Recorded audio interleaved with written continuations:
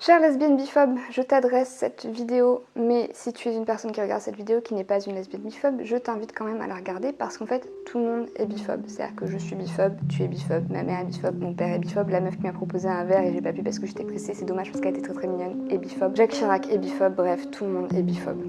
Donc, chère lesbienne biphobe et toutes les autres personnes biphobes de la planète qui regardent cette vidéo, je me dis là actuellement que culpabiliser les gens, ça a ses limites, on a essayé, ça n'a pas marché. Après, je sais qu'en règle générale, parler gentiment, ça ne marche pas non plus.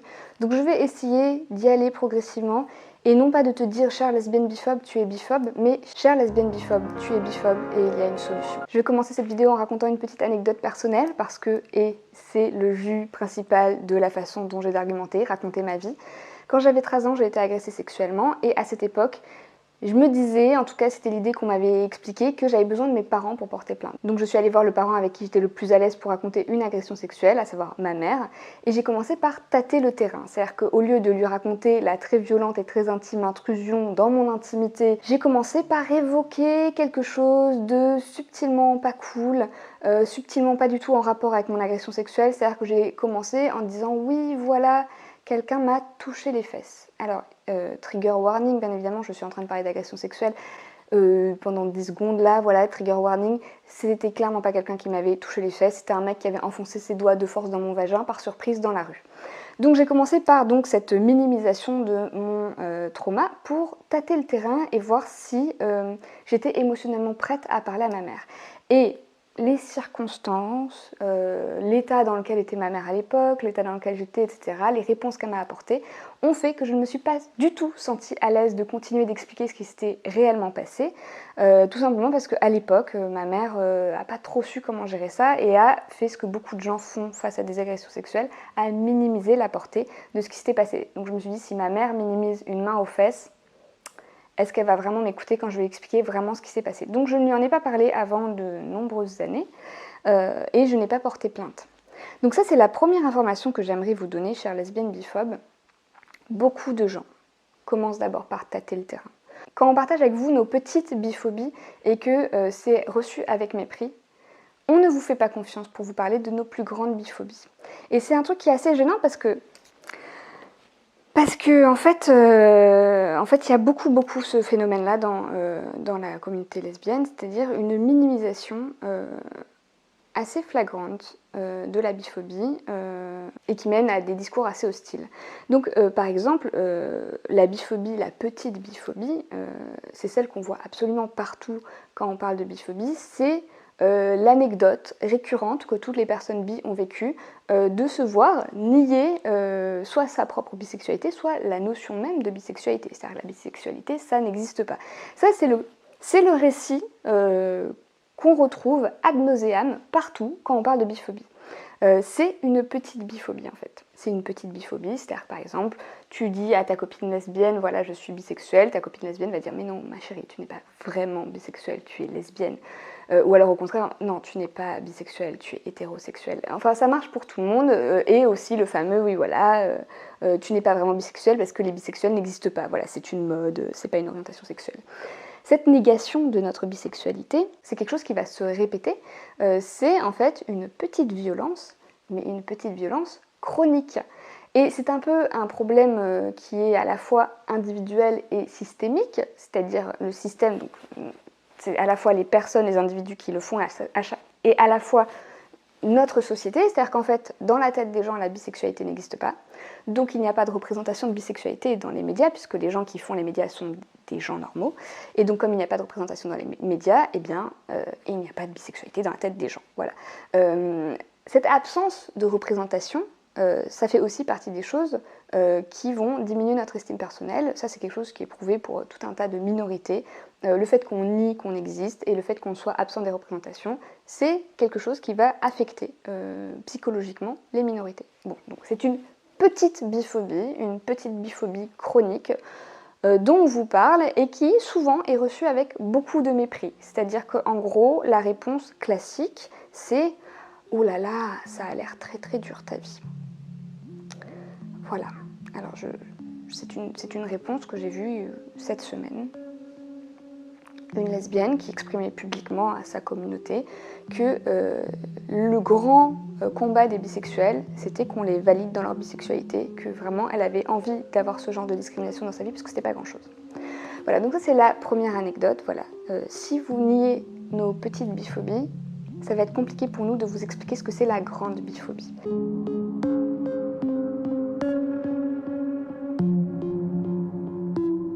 Je vais te raconter, chère lesbienne biphobe, une deuxième anecdote, toujours basée sur ma vie, car pourquoi s'arrêter en si bon chemin? Quand je faisais mes études, il y avait un prof que j'ai tout de suite trouvé extrêmement antipathique. Vraiment, un sale type.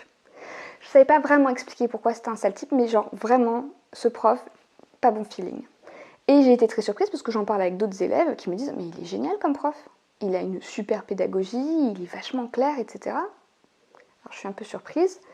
Et donc j'ai, de façon informelle, fait un petit sondage dans la classe, c'est-à-dire que j'allais voir les gens, dire « ah ouais, le cours de machin, là, comment tu le trouves, le prof et tout ?» Et je pense qu'au début, je voulais me rassurer sur le fait que j'étais pas juste une connasse. Mais en fait, je me suis rendu compte d'un truc que j'avais pas anticipé, c'est que, très clairement, il y avait un pattern. C'est-à-dire que les meufs m'expliquaient que ce mec était un trou du cul. Les mecs me disaient que ce prof était un génie de la pédagogie.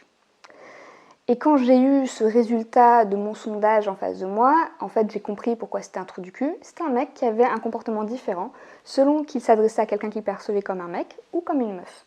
À savoir donc un prof sexiste. De cette histoire, on va tirer plusieurs choses. La première, c'est que de façon individuelle, quand on subit une oppression, si on n'a jamais été sensibilisé à cette oppression, si on n'a jamais parlé avec d'autres personnes, c'est très difficile de comprendre qu'on est victime d'une discrimination. C'est-à-dire qu'on a un vague sentiment. Mais la première chose qu'on se dit, c'est peut-être moi, en fait. Ce prof, je me suis dit, peut-être qu'il m'a dans le pif. En fait, peut-être que s'il me traite comme ça, c'est que juste, il peut pas me voir. La deuxième chose, c'est que quand on en parle, on est rarement cru. Parce que les personnes pas concernées ne peuvent pas se rendre compte de ce problème-là. Les mecs de ma classe m'ont dit, non, je comprends pas, ce prof est vraiment un très bon pédagogue. Et en fait, quand on leur a expliqué aux garçons de la classe, parce qu'en fait, quand j'ai eu cette discussion avec plusieurs personnes, et qu'à un moment j'en ai discuté, et qu'il y a une meuf qui m'a dit « Ok, donc toutes les meufs trouvent qu'il est nul, il est peut-être sexiste ?» Moi, ah oui, c'est vrai, donc j'en ai parlé à d'autres potes mecs. Et ben dans les autres potes mecs, il y a des mecs qui m'ont dit « Ah ouais, mince !» Bah effectivement, je pouvais pas m'en rendre compte, mais si vous en êtes rendu compte, c'est que c'est vrai, c'est que ce prof est sexiste. Et puis il y a eu d'autres mecs qui nous ont dit que, en fait, tout le monde exagérait, qu'on voyait le mal partout. C'est-à-dire que même quand on apporte la solution, à savoir les statistiques, il se trouve des personnes qui ne nous croient pas. C'est-à-dire qu'il y a cette propension à juste ne pas croire les victimes. Et je vais dire, là je vous parle de bisexualité et de biphobie, mais c'est quand même quelque chose de très très courant. Toutes les minorités en parlent, du fait qu'on ne nous croit pas. Les personnes handicapées en fauteuil roulant disent qu'elles en ont ras-le-bol, des valides qui prennent des fauteuils roulants qui disent « Oh là là, oui, c'est vachement pas accessible la ville, maintenant je m'en rends compte ». Les personnes handicapées en parlent en fait, il suffit de les écouter. Les personnes racisées, par exemple, il y a eu des émissions avec des gens, des blancs, qui se faisaient déguiser en noir, donc le visage, les cheveux, perruques, etc., avec des make-up artistes, et qui vivaient en fait le racisme ordinaire pour la première fois dans leur vie, qui disaient « Oh mon Dieu, mais j'ai été horrifiée du nombre de personnes qui m'ont traité très méchamment alors que je suis quelqu'un de charmant et que ça ne m'est jamais arrivé ». Voilà, donc les personnes noires ont dit « C'est marrant comme expérience, cependant, on vous l'a déjà expliqué, pourquoi vous avez besoin de vous déguiser, de le vivre pour nous croire ?» Enfin bref, tout ça pour dire que c'est assez courant en fait, que le vécu individuel ne soit pas pris au sérieux quand il est même compris, c'est-à-dire que de base, moi, j'avais pas compris que j'avais un prof sexiste, et que quand on apporte des chiffres et des témoignages, on ne soit toujours pas cru. Donc, la deuxième chose, c'est, chère lesbienne, biphobe, quand une personne bi te dit que tu es biphobe, que ton comportement est biphobe, c'est probablement le cas. Déjà, en fait, tu peux pas reconnaître toi systématiquement quand tu montres un comportement biphobe, et déjà la personne en face, des fois, va pas avoir exactement les mots pour justifier, mais en fait, quand tu as plusieurs personnes qui te disent que tu es biphobe, peut-être c'est le moment d'avoir un petit doute. Peut-être que c'est vrai. Peut-être que tu as un comportement biphobe.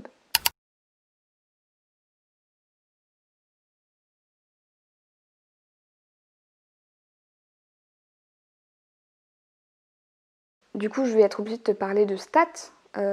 Les petites anecdotes biphobes qu'on a sur Twitter quand on parle de biphobie, c'est ce que nous, personnes bi, on identifie en premier. C'est ce à quoi on est exposé tout le temps. la biphobie plus grave et plus profonde, en fait, c'est les violences. C'est les violences sexuelles et les violences conjugales. Il y a des études qui ont été faites sur ce sujet, là on va donc parler de stats, qui ont montré que les femmes bisexuelles et les hommes bisexuels étaient les personnes, si on regarde juste les orientations sexuelles, qui subissent le plus de violences conjugales. C'est-à-dire, chères lesbiennes biphobes, que en fait, vous nous cognez plus dans vos rapports intimes. Et ça, par exemple, c'est typiquement le genre d'expérience où la première chose qu'on va se dire, c'est peut-être mon problème. Et il a fallu des statistiques.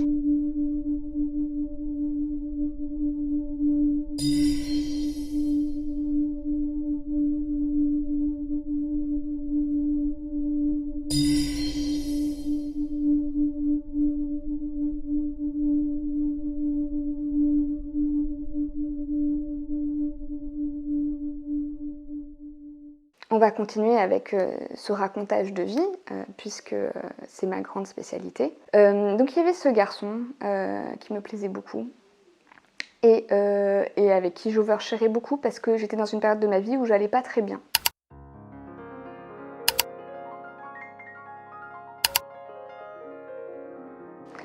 Et où j'avais overshare du coup, donc surpartagé sur mon intimité, notamment sur le fait que j'étais bisexuelle.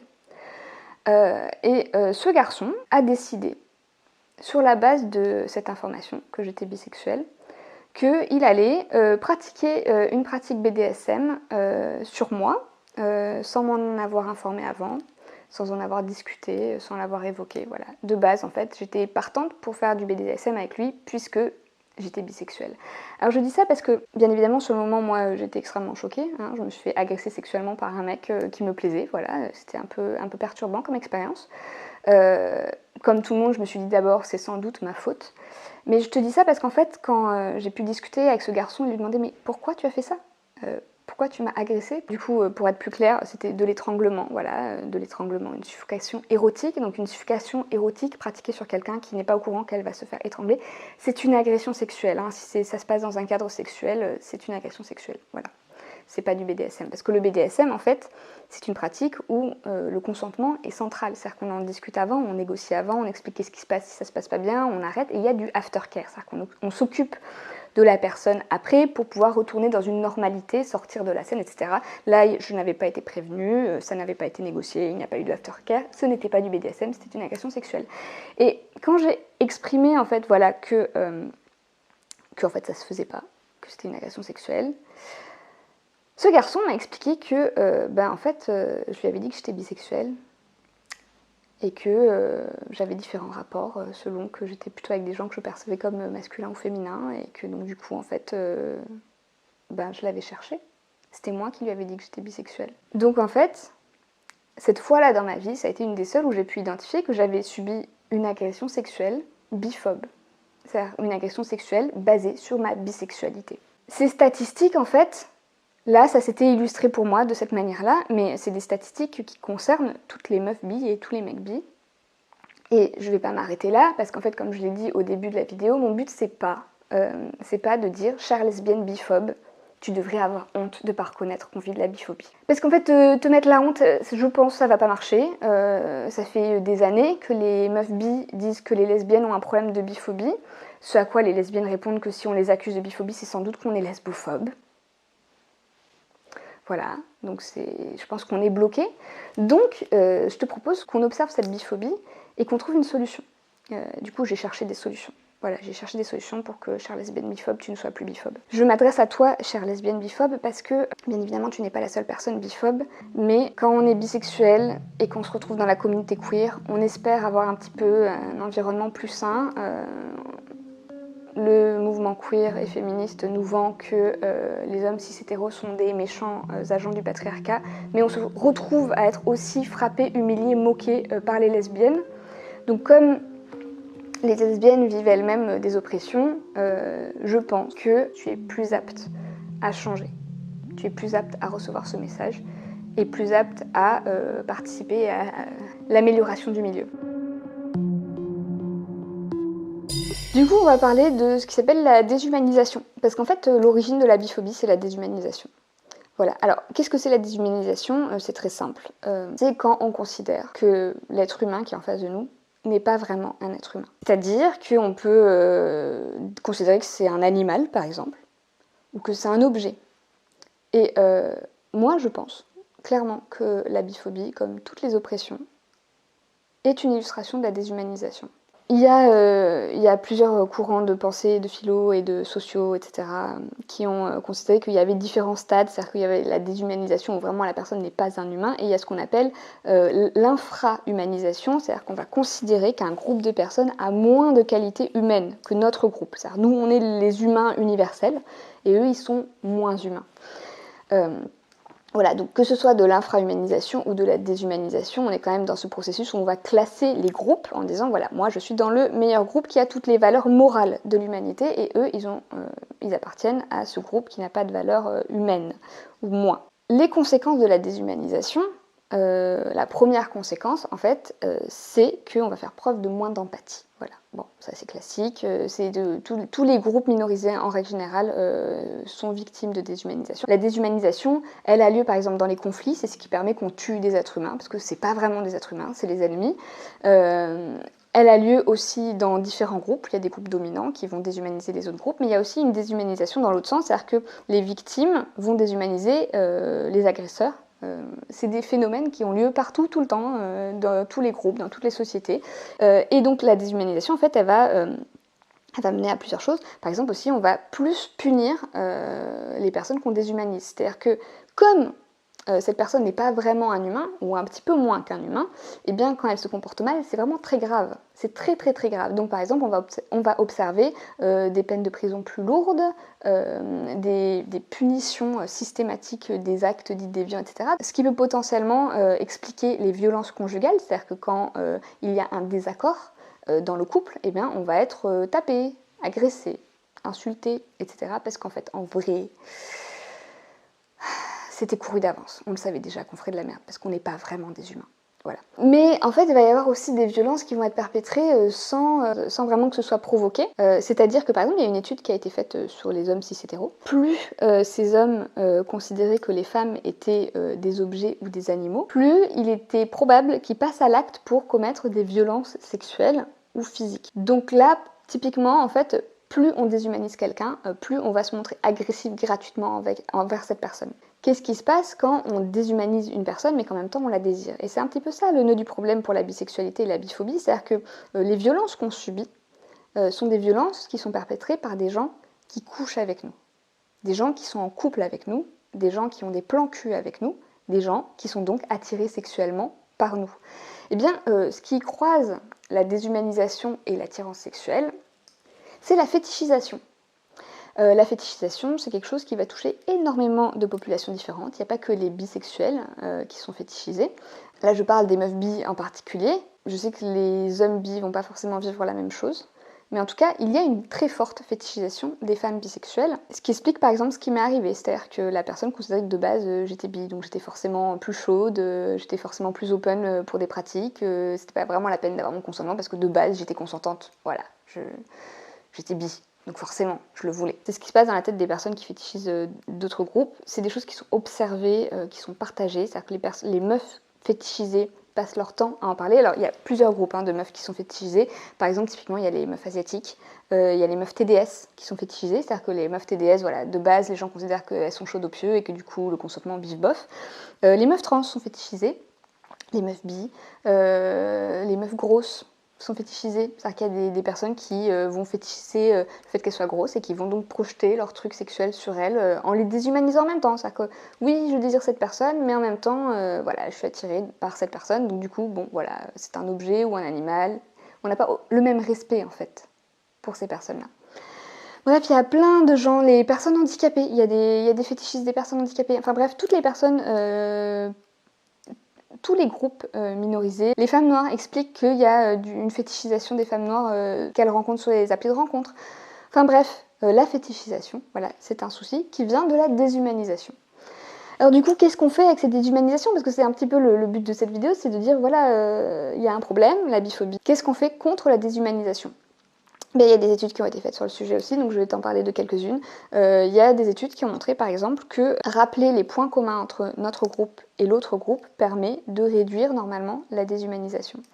Alors, c'est-à-dire que là, typiquement, nous avons des points communs, chères lesbiennes, biphobes. On aime les meufs, voilà. C'est un point commun.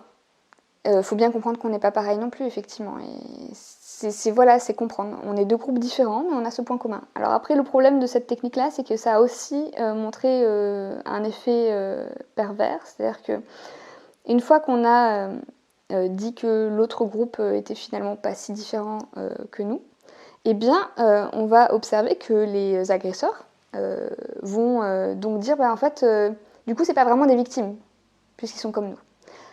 Puis du coup, en fait, ils sont comme nous, donc ils auraient fait pareil dans l'autre sens, donc en fait, il faut qu'ils nous pardonnent. Voilà, donc c'est la demande très rapide d'un pardon qui n'a pas lieu d'être, puisqu'il n'y a pas eu vraiment de changement de comportement, et donc une aggravation, en fait, des problèmes, puisque du coup, tu te victimises, hein, t'es comme nous, tu vis la même chose que nous, donc arrête de te victimiser. Donc, voilà, on peut rappeler nos points communs, mais ça a ses limites. Ensuite, la deuxième chose qui a été montrée, qui permet de diminuer la déshumanisation, c'est les rencontres entre les deux groupes. Voilà. Chère lesbienne, biphobe, ça va être compliqué pour toi d'arrêter d'être biphobe si tu ne fréquentes pas de personnes bisexuelles. Voilà. Donc on est partout, on est sur les applis de rencontres, on est dans les associations féministes, on essaye des fois de venir dans le milieu lesbien. Voilà. Donc si tu ne nous fréquentes pas dans ces milieux-là, ça va être compliqué d'arrêter d'être biphobe. Donc je te demande pas forcément de sortir avec des meufs bi, parce que personnellement, moi j'ai pas envie de sortir avec une lesbienne biphobe, mais voilà, il faut nous fréquenter plus. Et c'est valable pour tous les autres problèmes. Hein. Il y a d'autres problèmes que la biphobie dans le milieu lesbien. Il y a aussi des problèmes de racisme, de validisme, de transphobie, etc. Donc je dis ça, je laisse. Et ensuite, il y a un troisième truc qui a été montré, c'est que les sous-catégories, ça aide. C'est-à-dire qu'il y a eu une étude en Italie où il y a...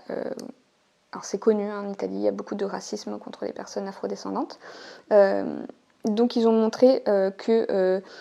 subdiviser ce groupe selon des tranches d'âge, des catégories socio-professionnelles, des origines, parce que les afrodescendants ne viennent pas tous d'un pays, qui serait l'Afrique, voilà, ils viennent de plein de pays différents. Il y en a qui ont des ancêtres lointains, d'autres qui sont arrivés, c'est la première génération. Donc bref, faire des sous-catégories, et bien bizarrement, ça a aidé à réduire la déshumanisation. Et c'est marrant parce qu'en fait, souvent, on nous reproche de créer plein de catégories, en disant faut arrêter de mettre des étiquettes, et bien il semblerait que mettre des étiquettes, ça casse ce monolithe en fait. Ça dit, voilà, en fait, il n'y a pas juste un groupe, il n'y a pas les meufs bi, il n'y a pas les personnes racisées, il n'y a pas les gays, les lesbiennes, mais en fait, là-dedans, il y a aussi les vieilles meufs bi, les jeunes meufs bi, les meufs bi qui sont très très impliquées dans la communauté lesbienne, les meufs bi qui ont du mal à rentrer dans la communauté lesbienne. Il y a plein de choses, voilà. Donc accepter que les étiquettes, voilà, ça puisse être pris en compte. Donc les étiquettes qu'on peut rajouter et qui sont déjà présentes, c'est les étiquettes par rapport à l'orientation romantique ou sexuelle. C'est-à-dire qu'il y a des meufs bisexuelles ou il y a des meufs bi-romantiques. Du coup, il y en a avec différentes combinaisons qui peuvent être asexuelles ou aromantiques. Voilà.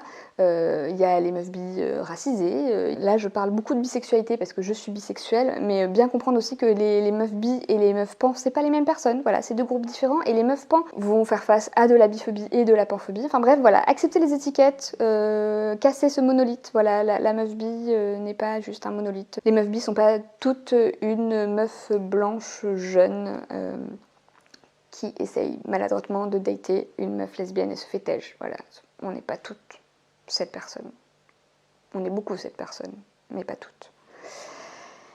Du coup, je vais m'arrêter là. C'était pas une vidéo très agréable à faire. Je pense que malgré ma volonté d'apporter des pistes de réflexion, c'est un sujet qui m'agace beaucoup, qui me fait pleurer de temps en temps. Je dois te dire, chère lesbienne biphobe, que j'ai perdu certaines amies qui étaient toi. Voilà, vous êtes compliqué à fréquenter. En fait, en vrai, il y a beaucoup cette notion du fait que moralement les lesbiennes seraient meilleures que les mecs cis, mais il faut bien comprendre que nous, en tant que meufs bi, que nous relationnons avec des mecs cis ou avec des lesbiennes, on doit se coltiner votre biphobie, en fait. Si tu veux m'aider à financer ce PC à 1200 balles pour pouvoir faire du montage vidéo correct, parce que l'ordinateur à 350 € pour le traitement de texte, ce n'est plus possible, il y a un lien pour mon pot commun en description. Oui, je vais faire cette annonce à chaque fois maintenant. J'ai besoin de ton argent pour me payer un PC plus puissant. Et je n'arrive pas à faire chanter et jouer en même temps. Mon PC, mon ordi est si lent. Quand je monte, c'est vraiment très chiant. Et voilà, j'ai pas vraiment de refrain et du coup j'ai un lien dans la description. Des bisous.